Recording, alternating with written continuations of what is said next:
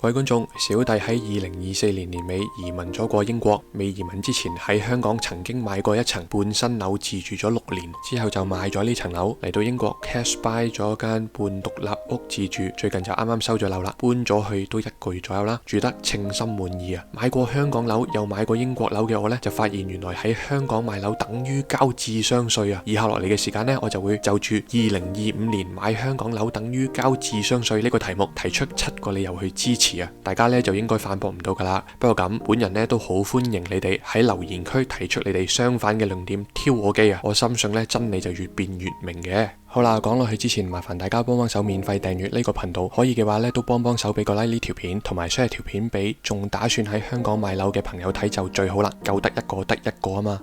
第一點我想講嘅就係2025年喺香港買樓嘅人收樓嘅心情肯定係愁雲慘霧啊！喺香港買樓做業主看似好開心啦，但實際上其實係憂心忡忡啊！特別係2025年買樓嗰批，用愁雲慘霧嚟形容佢哋收樓嘅心情呢，就絕對唔過分啊！大家都知道香港樓價係高得驚人，冇乜邊個打工仔呢係可以一炮過 full pay 買斷香港層樓嘅。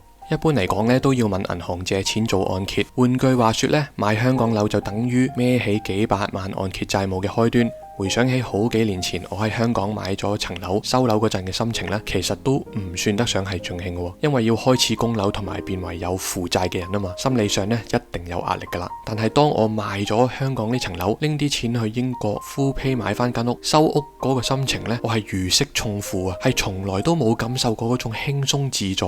回想起當年喺香港買樓嘅初衷啦，其實同好多香港人係冇分別嘅，希望退休前可以買斷自己住嘅一層樓啦。而當時嘅市況呢，樓價係不斷咁樣上揚，越遲買樓就會越貴，所以去到2017-18年左右嘅時間啦，我自己呢就儲夠彈藥，俾到樓價嘅3成做首期，可以問銀行借少啲錢，所以就決定去買樓啦。但係買樓畢竟都係一個好高槓桿嘅財務活動，一下子呢就爭銀行幾百萬樓按啊，壓力呢就即刻出咗嚟啦。買樓初期呢，我就會成日望住還款嗰條數啦，留意住每個月供咗幾多錢，利息又花咗幾多，HIBOR利息又係幾多咁樣啦。到收咗層香港樓之後啦，心情就冇想象之中咁興奮，甚至係有啲憂心同埋忐忑不安啊。而頭幾年供樓嘅進度呢，亦都係相當之緩慢啦，因為利息佔供款嘅比重呢都唔少嘅，覺得好唔抵。以前香港樓價呢都話不斷咁樣升緊啦，睇住自己層樓不斷咁升值，都叫做喺忐忑嘅心情當中帶有丁點嘅慰藉啊。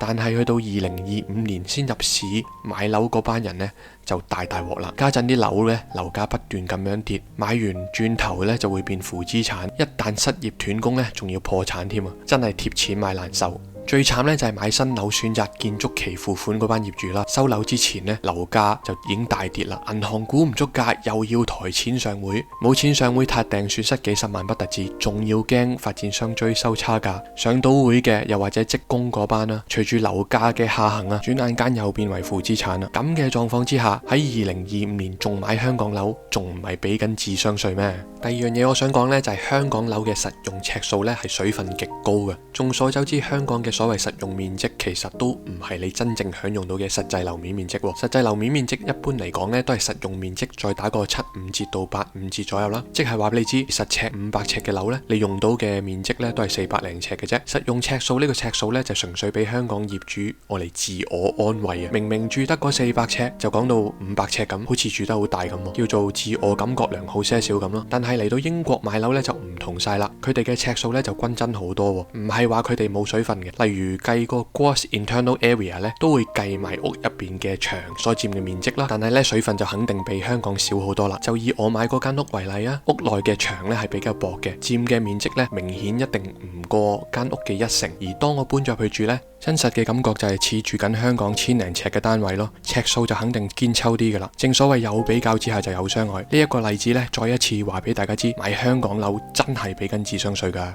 第三樣嘢想講呢，就係喺香港買樓呢，有實在太多嘅冤枉開支使費啊！喺香港買樓300-400尺嘅 apartment 價錢呢，閒閒地呢都要400-500萬，供樓呢就必然噶啦。每個月俾銀行利息支出呢，閒閒地都係1萬蚊起跳。新樓半新樓管理費呢，又要每尺4至5蚊啦，一個月呢最少都俾2000蚊噶啦。要揸車咩？停車場月租又要3-4千蚊，差餉地租呢，每個月又接近1000蚊，即係話你一個月要俾嘅冤枉錢呢，成15000蚊。呢啲使費呢，就係潑走咗嘅水，洗咗就冇噶啦。正所謂小數怕長計啊，一年你就冇咗18萬，20年你就冇咗360萬噶啦。嗱，如果係10零20年前買樓啦，層樓不斷咁樣升值，條數都喺翻度嘅。但係家陣2025年往後好長時間，樓價都繼續會跌落去噶啦，繼續供層樓又蝕樓價又蝕啲冤枉使費，其實都幾戇居噶喎。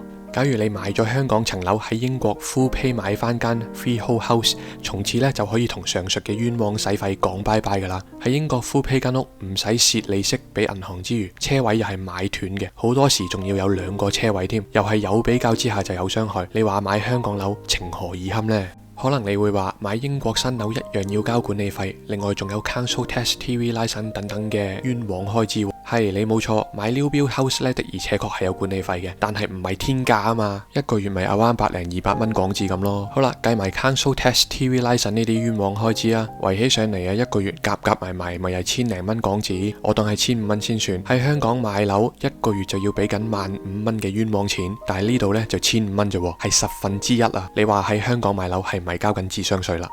第4樣嘢想講呢，就係2025年買香港樓呢係會俾層樓綁一世啊！正如我剛才都講過啦，而家喺香港買樓嘅問題呢，就係樓價繼續 keep 住下行啊！過往幾十年嘅買家呢，都可以利用樓市嘅升值，隨時賣樓套現獲利離場，又或者換樓越住越大都得，佢哋享受到樓市升值嘅紅利啊！但係喺2025年嘅今日買樓呢，對唔住，你唔會有呢啲紅利噶啦，你注定一世呢，就要同你層樓做命運共同體，要繼續供落去住落去。淪為負資產，一個唔覺意冇咗份工斷供嘅話，你間屋就會變為銀主盤，而你就要破產啦。當你有本事一路都 keep 到份工，但係打工打到意興闌珊，想轉工咩？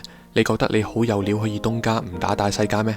Sorry， 而家呢就冇呢支歌仔唱噶啦。僱主請個專才翻嚟平你一大截啊，點解要請你啊？所以呢，你只可以乖乖地咁繼續做契弟，繼續搖頭擺尾咁對住個西上司，保住份西工先至可以保平安啊。更大鑊嘅係，而家香港無論係經濟政治環境上都逐漸同大灣區趨同啊。而家呢已經有跡象顯示，企業請人嘅工資水平呢就越嚟越低噶啦。周圍嘅物價呢同樣地係賤物鬥窮人咁越嚟越平，企業呢普遍都開始賺唔到錢啦。就算你保得住份工啊，都難保佢哋唔會減你人工啦。到期時真係要減人工，供樓嘅錢呢就同樣要供咁多，問你點算？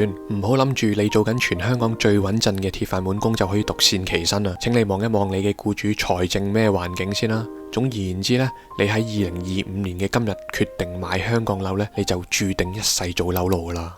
第5樣嘢我想講呢，就係香港樓業權嘅不確定性啊！買香港樓呢係唔會有擁有嘅感覺喎，唔單止因為你要做按揭爭銀行數以百萬計啦，仲因為呢香港啲樓其實係租賃業權，唔係永久業權，即係 leasehold 啦。你所謂擁有層樓呢，其實係有個期限嘅喎。喺香港買 leasehold 樓呢，你要交差餉地租不得止，最大鑊呢就係你嘅業權未來係充滿未知數同埋不確定性啊！就算依家有權威人士同你講唔使擔心 leasehold 期大限之前呢，咪俾個合理價錢俾你，幫你個 leasehold 續期咯。但實際上10年後、20年後，到時係一個咩嘅狀況呢？冇人確實可以保證到你噶。你可能會話買98、99年嘅 leasehold 嘅樓，即係好似太古城嗰啲咪冇事咯。嗱，牌面咁講呢，就唔話得你錯嘅。但係一日係 leasehold，一日呢，你都仲要俾緊差餉同埋地租，要俾幾多錢呢？可以係隨住社會嘅狀況唔同咗而有所調整嘅。面對家陣香港咁不堪嘅經濟狀況同埋暗淡嘅前景，你認為往後嘅日子差餉地租會上調啊，定係下調俾你啊？嗱，如果你得閒睇下社會嘅最新資訊，兼用下你嘅聰明才智思考一下，我相信你係會諗得通嘅。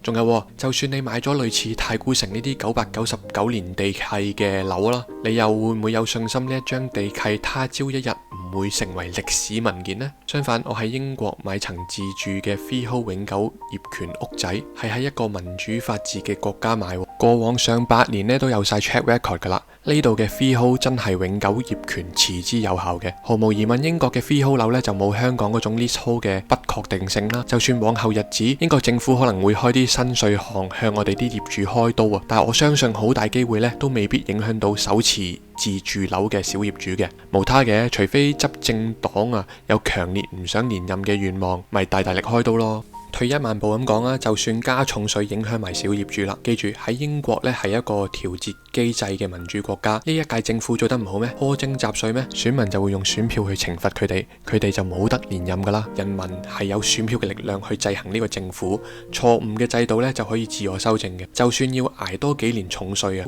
買英國 freehold 屋仔點計都係好過買香港嘅 leasehold apartment 啦。喺香港買樓得到嘅業權係一個充滿不確定性嘅 leasehold 業權啊，你又覺得算唔算係交智商稅呢？第六樣嘢我想講呢，就係香港買到嘅樓呢，每一間都係踐踏緊你嘅尊嚴啊！嗱，我講到好似好嚴重咁啦，點解咁講呢？當我移民咗嘅英國，親身又或者網上睇咗無限嘅樓啦，最終夫妻買咗自己嘅屋仔，成個過程呢，我就深深咁感受到一件事：英國樓無論新屋舊屋 apartment 又好 house 又好，英國人呢對房間有三邊落床嘅開則呢係有啲執着嘅。基本上我眼見90%以上嘅房間呢都容許你三邊落床嘅。相反，香港就礙於地少人多、土地矜貴，房間嘅開則呢往往都只係啱啱好攝得落張床，然後其他空間呢勉強攝到個衣櫃啦。大少少嘅房呢可能都可以再塞多張書枱入去，但係單邊落床呢基本上係一個 must 嚟嘅。當兩個人瞓緊一張要單邊落床嘅雙人床嘅時候呢，其中靠牆或者係靠窗嘅一方要屙夜尿，點都一定要整醒你嘅另一半噶啦。大家千祈咪當三邊落床係一件小事啊！唔能夠提供三邊落床嘅房間呢，就等於剝奪緊你瞓覺不被另一半影響嘅權益啊！大大力咁樣踐踏緊你嘅尊嚴。早幾年呢，就有發展商口出狂言，發表咗皇帝龍床論啦，你就知道依家啲發展商係點樣踐踏緊香港人住屋嘅基本尊嚴，點樣挑戰緊香港人嘅底線啦。買香港樓自住就等於申請俾人剝奪你不被影響瞓個好覺嘅權益，申請俾人踐踏你嘅尊嚴啊！買香港樓仲唔係等於交智商稅？去到最尾第7樣嘢想講呢，就係喺香港買樓呢，就等於申請做人礦啊！依家中國嘅國策呢，就係住房不炒啊嘛，明顯地香港呢，就正係亦步亦趨咁樣貫徹執行緊呢個方向啦。北部都會區嘅發展呢，正就係要大大力咁樣增加香港嘅私樓供應，令到香港嘅樓價持續下滑到一個合適嘅水平。我認為呢個政策嘅方向呢，係非常之正確嘅，對於未來嘅一代呢，絕對係一件好事。但係執行過程當中呢，無論對發展商同埋小市民呢，都帶嚟極大嘅陣痛啊！首當其衝呢，當然就係喺樓市炒到火紅火綠嘅時代，高價投地嘅發展商啦。其次呢，就係摸頂入貨嘅小市民啦。呢兩個群體呢，都已經硬食咗，有啲發展商呢，就面臨債務違約，處於生死存亡之秋；有啲呢，就一手蟹貨，繼續蝕賣套現。而小市民呢，就更加慘，好多就淪為負資產，有啲仲破埋產添。仲有一部分睇唔開嘅就自尋短見，走上絕路。雖然依家樓價呢，喺高位已經跌咗3至4成啦，但係樓價水平仍然係處於全球嘅 No.1 最高。換句話說，要做低個樓市去迎合住房不炒呢個方向呢，肯定就仲有排玩嘅。喺達至呢個目標之前，樓價繼續大跌係毫無懸念嘅。2025年嘅今日，喺樓市仲未跌到底嘅情況之下，九衝入市，咪即係主動申請做人礦咯。咁係唔係交緊智商稅呢？好啦，綜合以上所講嘅7點呢，每一點都係話緊俾大家知，喺2025年嘅今日買香港樓自住呢，其實係等於交緊智商稅嘅。大家可能會問，而家樓市呢好似有啲反彈喎，嗱，但係其實樓市又好，股市又好啊，下行市當中間有啲反彈呢係絕對正常不過，因為呢有人係會睇錯市，以為可以趁低吸納啊嘛，所以咪出現咗一啲嘅小陽春咯。例如早排減辣消息一出啦，個樓市咪嗨排咗一陣咯，只不過好快咪又係回復原狀。而有反彈呢，就無可避免呢有零星嘅炒家短炒獲利嘅個案喎。AA 或者一啲別有用心唱好樓市嘅媒體呢，就會捉住呢啲零星嘅個案大吹特吹，希望有人接火棒。但係大家千祈就唔好俾呢個假象蒙騙啦，唔好因為 AA 落多兩句嘴頭呢，就九衝入市。而不幸已經入咗市嘅朋友呢，就要趁呢啲嘅反彈機會，盡快散貨止蝕離場啊！無論如何，希望大家都可以做到一個精明嘅抉擇啦，千祈咪交智商稅啦。呢條片呢，就去到呢度啦。如果中意呢條片呢，記住幫手俾個 like 同埋 share 俾朋友睇，可以嘅話都幫手免費訂閱埋呢個頻道啦。多謝各位嘅支持，下條片再見，拜拜。